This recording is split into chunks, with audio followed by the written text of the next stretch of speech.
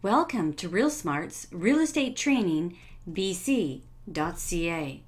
Today we're going to give you a little bit of a tips and tricks on how to get ready for the exam, how to prepare by getting a study plan.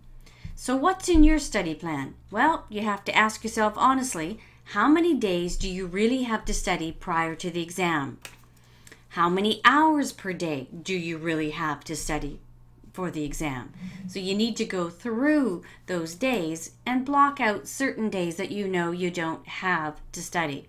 So for example, let's pretend you had yourself 45 days prior to the exam day. So we're going to make a study plan based on you knowing you have 45 days to study.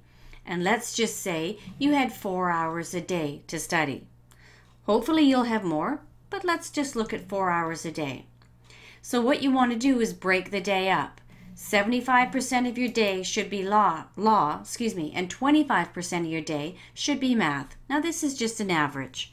We just don't want you going home studying and putting 75% of your concentration on math, when typically the exam is typically 25% math and 75% law. Again, could be fluctuating either way. But a typical day would be this. If you had 4 hours a day, so you want to break it up into 4 segments. The first 3 hours will be on the law. So a good way to start would be here. I would go back and I would review chapters 1 and 2 out of the UBC manual. Then I'd go into the examination study guide and go, well, there's 1,000 questions. I have 45 days to study. That means every day I must be doing 22 questions per day. And then I'd go to the assignment. You've already done them? That's okay. Go back online to the UBC website and print out a fresh copy. Now you must redo those again. You've got the answers, so check your answers and what you've got wrong. Get back into that UBC book or go into the Real Smart book, the one that's condensed down with all the key information, and check it out again.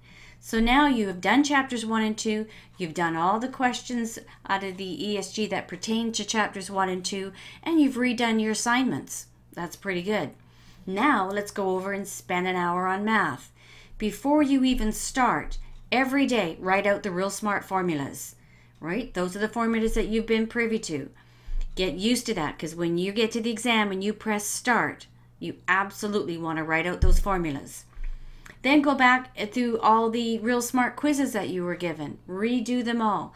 Go into the UBC books, go into the examination study guide and redo all the math. But every day just spend an hour on math if this is your plan, 4 hours.